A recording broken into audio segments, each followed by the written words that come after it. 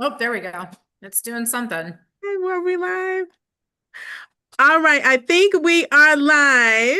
Welcome, everyone, and thank you so much for joining our special conversation, Survival to CEO. Today we have a very special guest, Jenna Gisimfo. Gisolfo. Gisofo.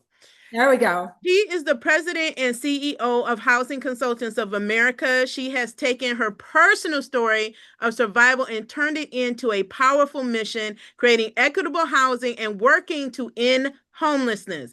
You're going to be inspired and empowered, and you're going to walk away with practical insights that you can apply to your own business. Welcome, Jenna.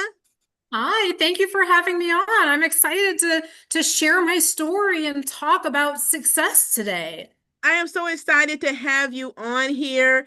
And just for our audience, thank you so much for tuning in with us today. Feel free to ask your questions. We want to see you in the comments. We know so many of you have business, you're on the business journey. You have had your own survival story. So we definitely want to hear from you in the comments. Definitely will follow up after the show to answer any questions that you may have. Let's get right into it, Jenna. Can you share a little bit about your story? Because when we talk Yes. about survival, everybody has their own story. I know you have a unique one. And how did your story of survival lead you to the mission that you're on to end homelessness? Absolutely. Great question. Great question. So, I grew up not wanting to have anything to do with housing. It wasn't even in my mind, which I joke to even when I teach classes nowadays. I'm like, who wants to grow up and get into affordable housing? We all want to be doctors or astronauts or teachers. Nobody grows up and says they want to work in Section 8 or in a nonprofit realm. You typically just fall into it in some traumatic way. And so that's exactly what happened to me is I had a great upbringing, but found myself in an abusive relationship at a very young age when I was 17 and 18. And my only way out was to live in Section 8 housing. And it is a kind of a funny story. I was actually at a Walmart store checking out, and a woman who was in line overheard a conversation that I was having, and I was struggling. And she basically said, I think that apartment complex right down the road, I believe it bases your rent on your income. And so I think you should check it out. Well, that's all she could tell me. So I went and checked it out, and it was actually a Section 8 property where your rent is only 30% of your income, which is fantastic for somebody who is very low income, struggling, trying to get back on their feet and be budget friendly. So I knew this was kind of a second chance for me to get out of this abusive relationship because it gave me a place to stay. It gave me a second chance. And so I had an infant son at that time. And I basically left this abusive relationship, moved into this Section 8 housing, and it was such a restart and a refresh for me that I was able to almost restart my life over, even though the past 2 years almost had been hell for me. I was able to rebuild all of a sudden, and that drive made me want to give back to the same organization that gave me a second chance. So I knew I wanted to get into property management, Section 8. And that's ultimately where I took my career. And I've been doing this now for 19 years of working in Section 8 public housing or some sort of low income housing. And 6 years ago, I decided it was time to do this on my own, right? We always get those entrepreneurial ideas. And I decided I was going to open up my own company. And the original idea was for it just to be myself. It was just a way for me to take on multiple clients at a time. But what ultimately happened is I couldn't handle all the work coming through. My name had grown so well and my rapport had grown so well in the industry that everybody was bringing me business. And so all of a sudden I realized I needed to hire on other friends of mine and other consultants. And now 6 years later, we've grown and we've got a team of 81 consultants nationwide. And we're just deploying consultants everywhere to, from Los Angeles to Seattle to Boston. They're going everywhere to be able to support these properties who have vacancies that are trying to fill them with homeless families. And it's a beautiful, rewarding job. It's a lot of paperwork. We burn trees. We are not eco-friendly, but the success stories we hear are just so heart-touching that it gives us that reward and satisfaction.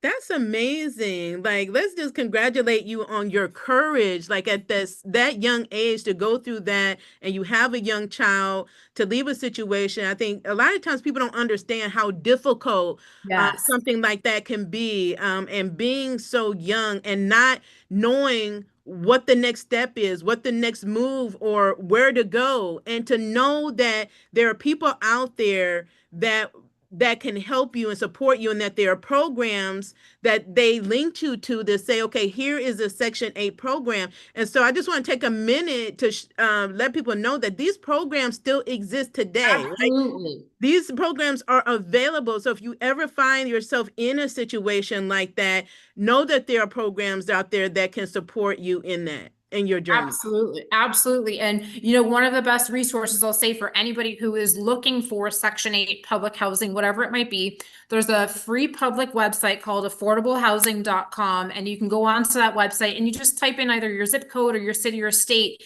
and it will tell you all of the Section 8 or public housing properties in your area. So then you know what's available for you, and you've got resources and options, because that's ultimately where it's going to start. Is you've got to take that first step. And like you mentioned, that is sometimes the scariest step to take, is saying, okay, I'm not going to tolerate this anymore. Now, what do I need to do to kind of unwind this? And that unwinding process is scary. It's overwhelming. And especially if you're isolated, which is a lot of the case that what we see, you feel like you're doing it all on your own. And in reality, you're not. There are agencies out there, there are caseworkers, there are so many people out there that will support you through your endeavors. Awesome. That's awesome. And we'll make sure we leave these links and resources in the description of the video, and also in the comments, so you all have access to them for yourself, or even people that you know that may need that support. Now, one question that I have is like, what was the time period between the time that you were able to exit your situation, get into Section 8 housing, to the time that you decided, okay, now I'm going to turn this into a business? Great question. That was probably a period of maybe 12 years, 12, 13 years. And all that time, all I was doing was learning everything I could about the industry, from the ins and outs, the nuts and bolts, all that lovely fun stuff. Really learning how to make a property shine and attract individuals, so that way you don't have occupancy issues. Um, like I said, I didn't intend for the business to blow up and be as big as it is. It was just meant to be me. And sometimes God's got bigger plans. You got to go with the flow. Yes, you were called to this, right? Absolutely. Right. Absolutely. I Turning your learned it's not just about me. It's clearly about me helping more families and expanding that reach, because it's a needed service. It's a very needed service. Okay, so it definitely is a needed service. Now, when we talk about homelessness, we know that it's such a massive issue, Mhm. right? It's a global issue, so it's not just in the US, but we have the issue nationwide. Why was this cause something that you felt called to address?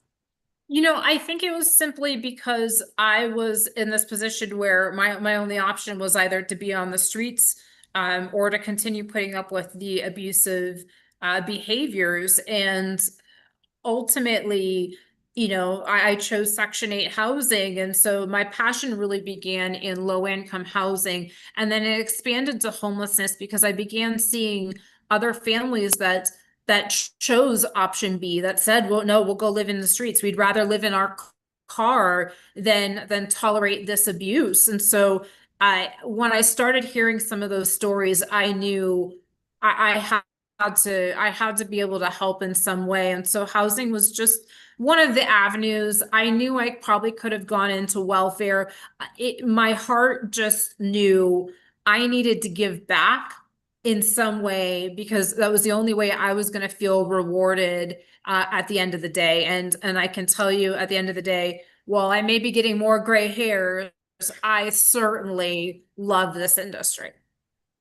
That's Yeah. amazing. So let's talk about the early days in it because you've been in this thing for a long time, and that's amazing. So, what were some of the first steps that you took to actually start your business? It's not easy to go from, it's not to start easy to start any business, but to go from, being a survivor to trying to getting your housing to managing a family, then you have this idea, you're researching, you're studying, and then you say, okay, I'm going to start this business. What were those early days like?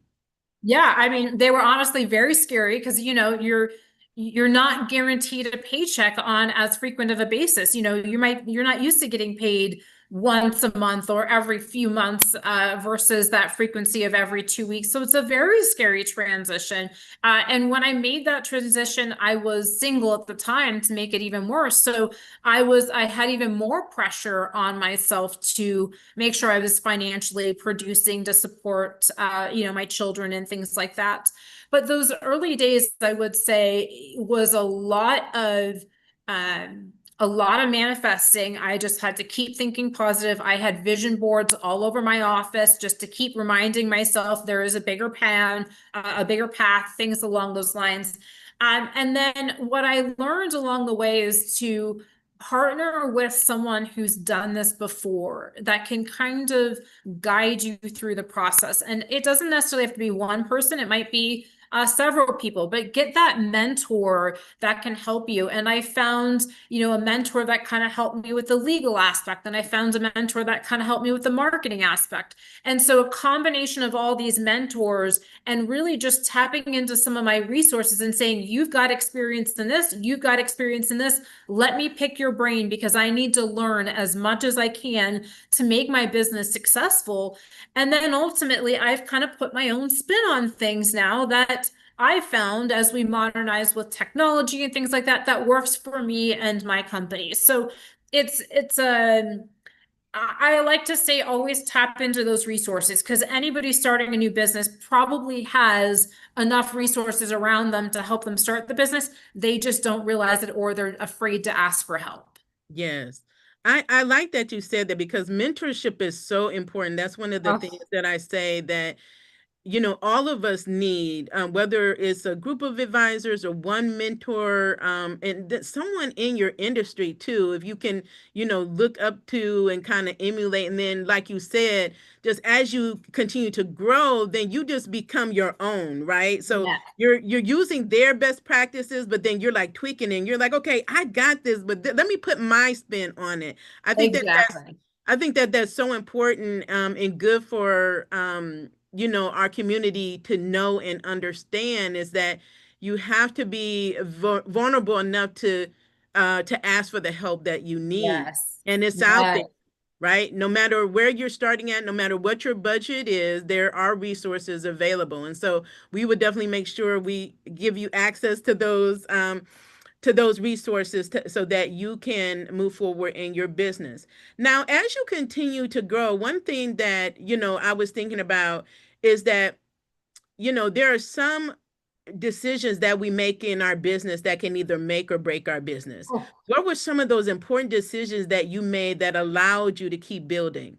that's a great question. So I would say it was kind of taking some bigger leap of faith that I wasn't sure whether it was a good decision or not to make that ultimately grew my company, right? So it might have been, for example, a larger contract. We just signed a larger contract the other day that's going to triple us in size over the next 6 months. These things, they can be scary, they can be overwhelming, but at the same time, you got to look at the positive of it. Is this really the direction of my company? And maybe this is just the path of natural growth and progression for my company. I would say though, Also, the one thing I would mention is, identifying your weaknesses, because you're not going to be good or strong in every area, especially being a business owner. You wear multiple hats. You are not going to be strong in all of the departments. So learn where you're not strong and ask for help or find support in areas where you're not strong.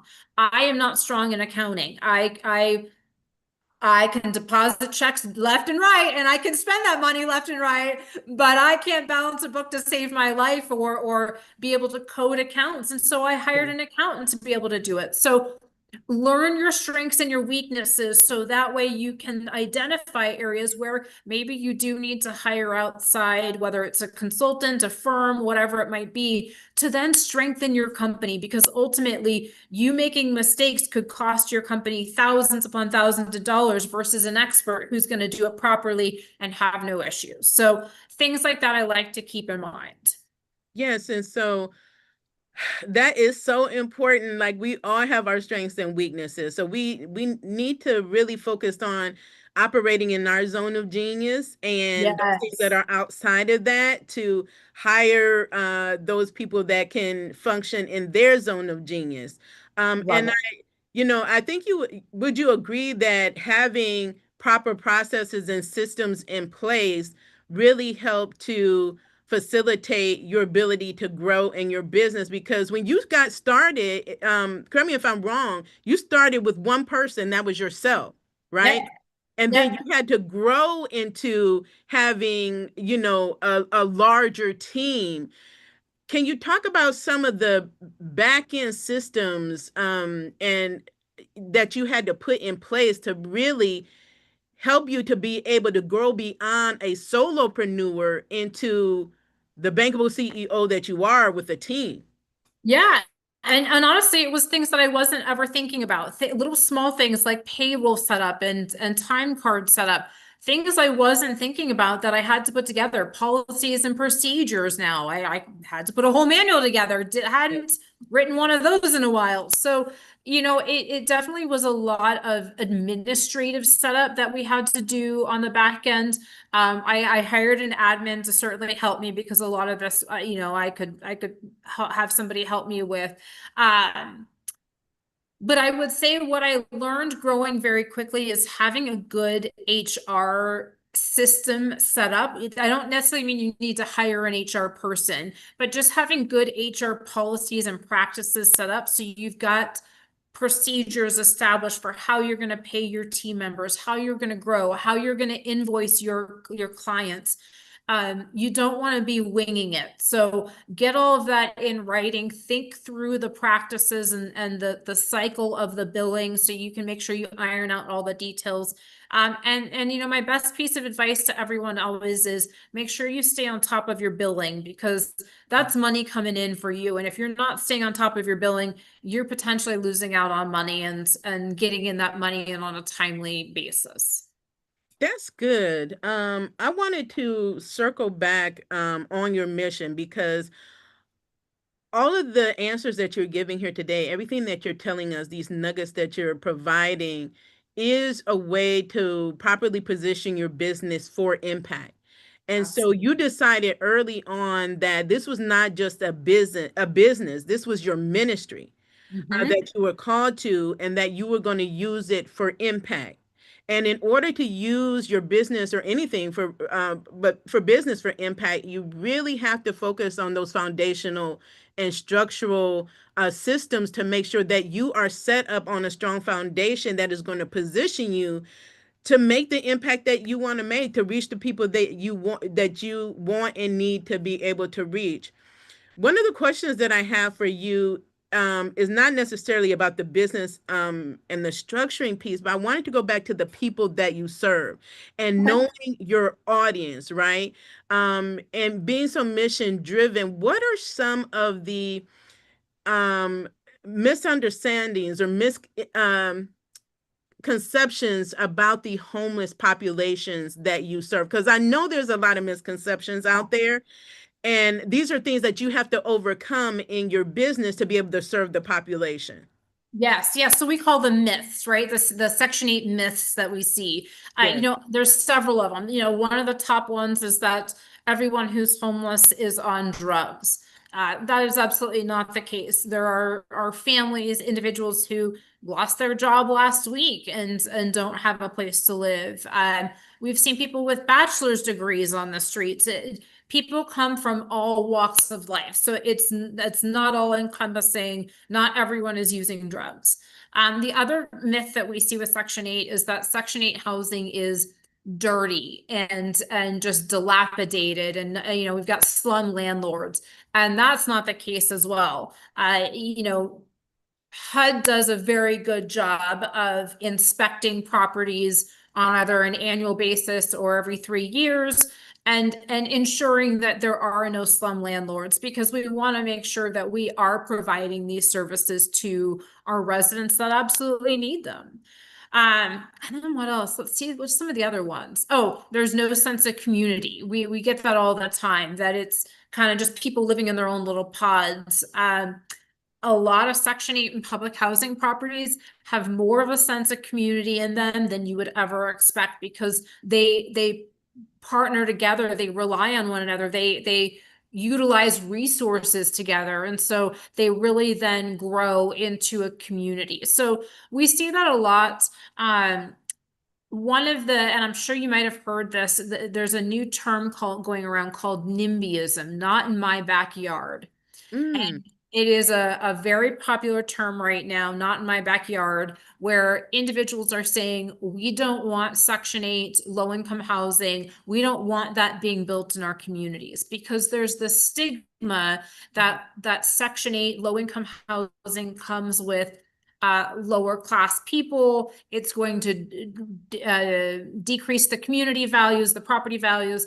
And what we've actually seen is, by pulling in lower income families, you actually build up the community, because you're supporting individuals of all income classes rather than just maybe a medium to higher income class level. So you're actually building community. It's a beautiful thing to see, but it has that misnomer.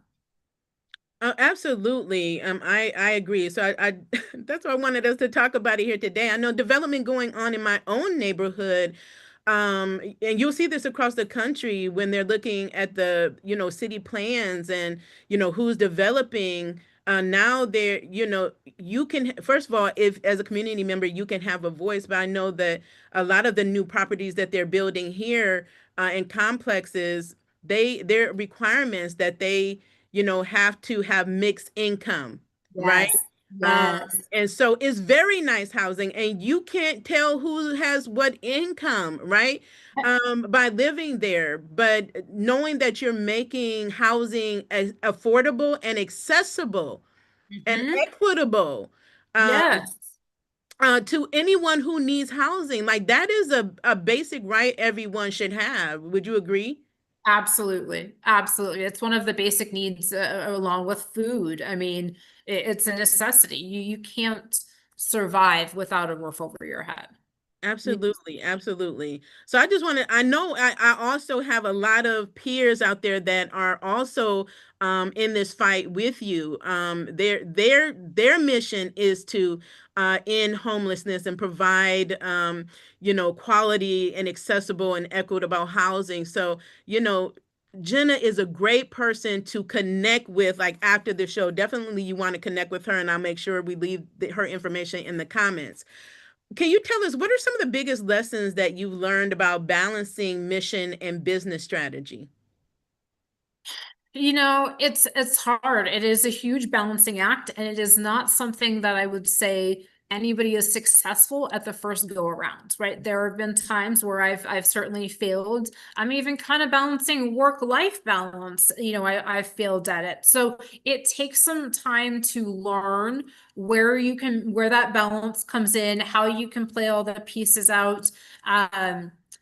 But my mission is so much a part of who I am that it really transitions very seamlessly into even my day-to-day activities, from being part of charity events to galas to you name it.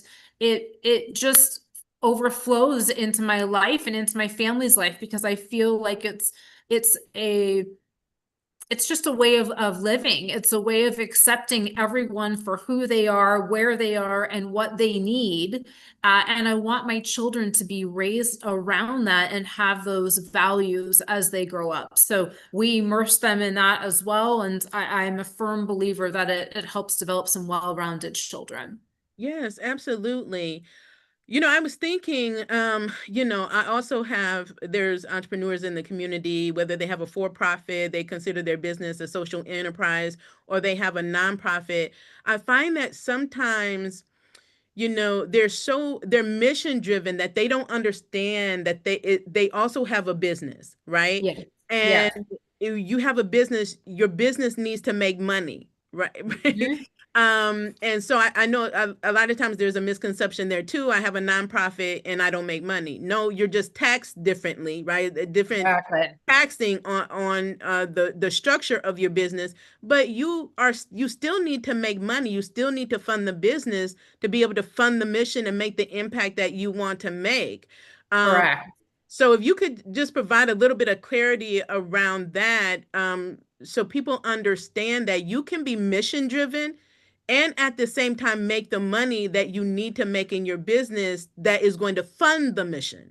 Yes, absolutely. It's certainly both doable. You just have to find that right balancing act. And what I found is I had to block off time for me to focus on kind of business issues, HR issues, accounting, things like that. I would actually have to block off time every single day to work on those. And then I could have the rest of my day being focused in on marketing, spreading the message, whatever it might be to really drive the business and drive the mission, like you're mentioning. But it's finding that balance because if you let one take over the other, you're going to fall and you won't be successful. And like you said, if you're not really focusing in on producing that income, you're not going to be successful. You're going to be in the red. And so you do have to find that good balance. Now, what I've kind of gotten into a rhythm now over the years of now doing this is I've got certain afternoons that I've got dedicated to payroll, certain mornings that are dedicated to marketing.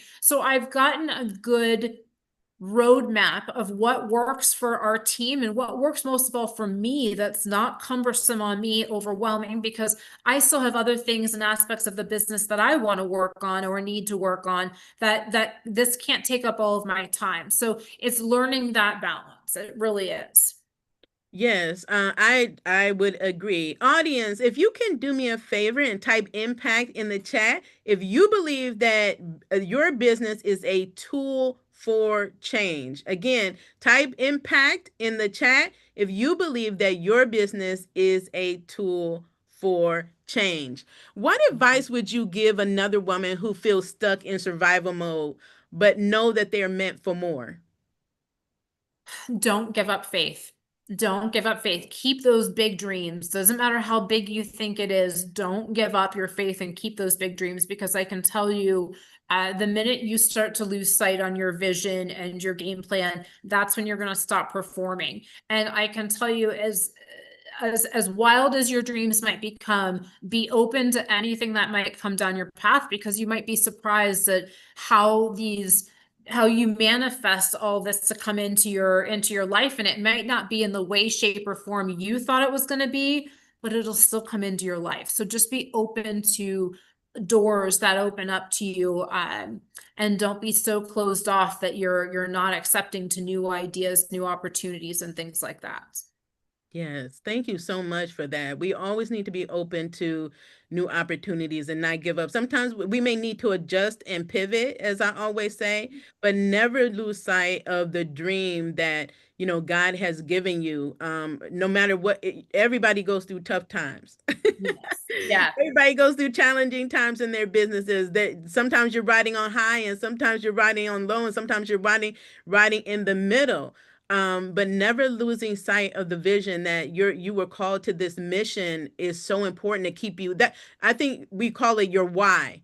That Yes. thing that no Why? matter Yes. what's going on, no matter what people say, no matter how discouraged you get, to know that you're going to keep doing this, is you must have a very strong why to keep you propelling forward. Yes, I would 100% agree. 100% agree. And you know, you might not know what your why is if you're at your beginning of your career, and that's okay, right? You might just be right out of college and this is something new for you, but just know that eventually you're going to discover your why, or you Yes. should be asking yourself, what is my why for why I'm doing this for my career? How am I impacting the community, or how can I better impact the community? Yes, and it will come to you. I Oh, like that. absolutely. Don't be afraid to get started. No, Okay.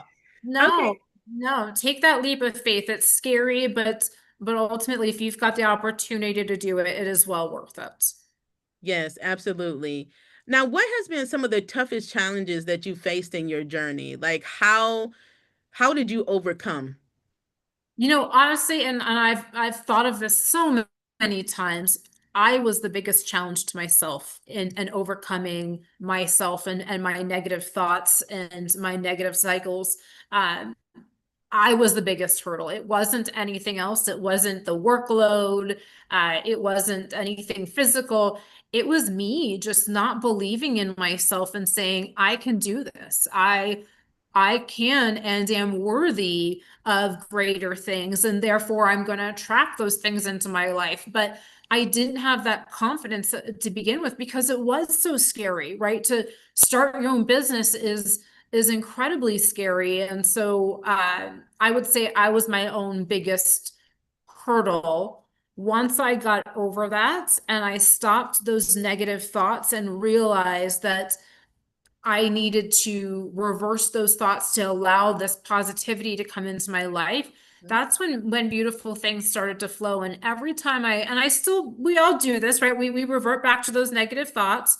But every time I do it, I always correct myself and say, nope, wait a minute. I need to go back and reframe my mind here for a positive tone, a positive outcome, to remind myself that I am worthy of this success. I am worthy of this happiness and this joy. And that's really what has made me the most successful. I like that. You can reframe your mindset. It goes back Absolutely. to renewing your mind every day because those negative thoughts, they creep up every day and you have Oh, to counteract, right? You have to, with positive talk to yourself. It seems like a lot of times it's so easy for us to talk positive of others, but we talk down to ourselves. yes. Right? And we're Yes, our own worst critique, right? We yes. are harsh on ourselves versus someone else could look at us and say, you look fantastic. And then we're going to find 20 things that are wrong with us. Yes. So we Mhm. have to focus on our worthiness and building that up in our value, because Yeah. we have to believe in ourselves first. Because how do you get someone else to believe in you, right? The people that you're called to serve and trust you if we don't believe in ourselves. So we have to do this work daily, commit to Agreed. it on a daily basis. So thank you so much for saying that because I've been there too. I have to do this every day. I have to be intentional, Hmm. counteracting those lies that creep up in my mind and counteract them with the truth of who I Yeah. am, right? Well, And and the I more know, you practice it, the easier it's going to become, and the less those thoughts start to creep into your mind. But you got to start somewhere. You've got to at least take that first baby step to say, no, I am worthy. These thoughts aren't right. Let me yes, reframe my mind. yes. And if you lack confidence or belief, just do it anyway, right? If you're fearful, just do it anyway, right? That is going to get you a step closer to overcoming that fear, to overcome that unbelief, and overcome that self doubt. Is just doing it. And so, with that, audience, I would just love for you to share with us in the comments what is one step that you're taking towards building your own business. What steps are you taking? Share it with us in the chat. We love to hear from you, and that will also help inspire others that are joining us in the chat. We definitely want to hear from you there. So this has been such a amazing conversation. Um, One thing that I would ask you is to share one story, maybe a client story or a project that reminded you of why this challenge or the challenges you go through is worth it. Yes, I've got such a great testimonial story that I use all the time. So we teach um application processing classes to individuals that are in shelters. And so this particular day, we were teaching at a women's shelter, and we're basically, we've got a projector screen on, and we're showing these women how to apply for an apartment, how to fill out an application, because a lot of them have never even filled out an application. They don't even know where to start. And so as we're going through this process, one of the women in the crowd starts crying, and it was just kind of strange for me. So I stopped the class and I said, "Are you okay? Do you need to be excused?" And she kind of clears her throat and she goes, "I don't have an email address." And I kind of had the same reaction as you, like, oh, I didn't even think of it. Like something so basic as an email address, I didn't even think that somebody wouldn't have. So then I proposed it to the class and said, who else doesn't have an email address? Do you know 2 other hands went up in that class? So I immediately stopped the class. We just went on to Google. We created some quick Gmail accounts, and these 3 women were beaming. I mean, just glowing the rest of the class because they had something to call their own. It Yes. was theirs. It was free. It didn't cost anything. This was something to call their own. And now they could now go out and apply for jobs, for an apartment, for whatever it might be. And it's stories like that that remind me why I do what I do, whether it's getting someone into a specific property or helping them learn how to apply for an apartment complex. All of it leads to getting a roof over someone's head, and it's just such a beautiful process. That's amazing. That's an amazing story. Like having ownership, I think that's important for all of us, right? As esteem wise, to know that there's something that we can call our own. Mhm. And it's so important too when you're seeking jobs and you're seeking housing to have an email. Absolutely. Well, also think about for somebody who's living in a shelter, Yeah. having a mailing address, because everybody wants to know your physical address. So some individuals are embarrassed to say, here's a PO box because I live at a shelter right now. I don't have stable housing. So it's kind of getting over some of the misnomers that we have within ourselves and just saying we're going to do better. Yes. We're going to do better. Yep. Like that. Simple Yes. steps. It Yes. doesn't have to be overly complicated. Just No. we're going to do better. Just even us in our businesses, we're going to do better. Right. Always. And Always. yeah, showing ourselves some grace and showing others grace, I think is so Oh, important. I Right? love that. Showing grace is such you always need to remember that, not only in your business life, but in your personal life as well, where we Yes. need to show grace to individuals. Yes, absolutely. So, audience, I have another task for you. Who here has ever felt like they were in survival mode, Mm. but knew you were meant to lead something much bigger? Let us know in the comments. Let me repeat that. Who has ever felt like you were in survival mode? I know I've had that feeling. Mhm. But you know that you are meant for more, that you're called for more. Let me know in the comments. And then we're getting close to the close. So I have a few more questions. And as you look ahead, what legacy do you hope your business leaves? Mm. Wow. I hope that my business leaves a legacy of compassion, just of compassion. It's not about the number of families we get to help. It's about the stories and the families that we're touching. So I just hope I can, if my company is known for anything, I want it to be known for compassion, because that's at the end of the day what I started it for. I love that. Compassion. Yes. Yes. That's amazing. I'm Mhm. just letting us sit in that, having compassion for Yeah. one another, I think is so important. Is so important for all of us, no matter where you are in your life, right? So before we close, can you share with us what opportunities there are to work with you? Absolutely, absolutely. So anybody can find us on our website, social media, however, reach out to me. any type of resources you're looking for, whether it's housing, even if you maybe need some support finding local nonprofits to partner with, feel free to reach out to me, and we can see what we can do because we've got resources scattered throughout the United States. So even if I don't have a personal connection, I guarantee I've got a resource or someone who can help connect you with the right people. But just know that you're not alone, that there are uh, supportive service agencies out there, nonprofits that are out there to help you. That is what they do for a living. So tap into those resources within your community so you can feel supported. You can then advance as an individual, as an entrepreneur, and start your own business and know that you've got this team behind you. Yes. Are you hiring? We are hiring for traveling compliance specialists. So if anybody is in the affordable housing industry and would like to travel and visit some of these properties and help us lease up, they can certainly reach out to us. I am always looking for individuals to travel and do some on-site work. Awesome. And so we'll make sure that we leave her website in the comments as well. And I told Jenna, I said I used to work in this space as well for like 7 years here in our local area for our county. So I definitely have we share a passion in this. Mhm. And I definitely have a passion to make sure that, people have equitable housing, that Yeah. they have affordable housing.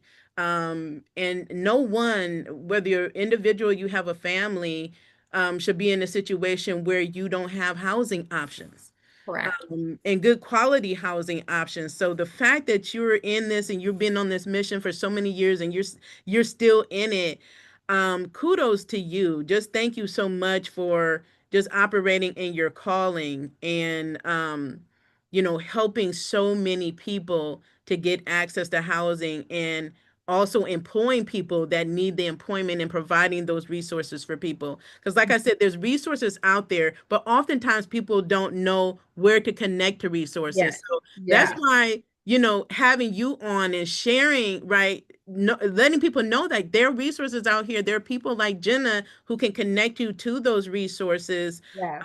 that you may not have even known about. So if more of us are out here being, getting visible and letting you know, hey, look over here, this is an opportunity or this is an option for you to take you, to the next level, and get you out of the situation that you may be in that Yes. sometimes is challenging, but don't understand that you don't always have to stay in that challenging situation. There's always a way out, a path forward. Absolutely. There are always solutions and resources. You just got to tap into them and ask for help and be willing to accept the help. Any last parting words before we leave? Any parting words that you want to leave with our entrepreneur community? Just to never give up. All right, that is the biggest thing. Believe in yourself. You've got this. You are your biggest cheerleader and support system. And if you're not believing in yourself, no one else is going to believe in you. So just remember that you are your biggest cheerleader. We are our biggest cheerleader. Remember that. Jenna, thank you so much for sharing your Absolutely. powerful story with us today. Um, you've overcome so much. There are people I'm sure that are watching that will watch that are going through right now or have overcome something, knowing that that is a part of their journey. Mhm. And all of our stories are so powerful. That's why I do this, because if your story impacts the life of one person, it was worth it for us to come on today and share. So, friends, if Jenna's journey has inspired you, let it be a reminder that survival is not the end of your story. With the right steps, you can build a business that is not only sustainable, but truly impactful. If you're ready to get started on your journey with us today, start with the Bankable Setup Checklist. That can get you started on building an impactful business. It's going to help make you a bankable CEO. We want to thank you again, Jenna. Thank you, audience, for tuning in. Please share this, like it, subscribe if this has been of value to you. Thank you so much for joining for this special conversation that we've had. Until next time, keep building, keep believing, and keep creating impact.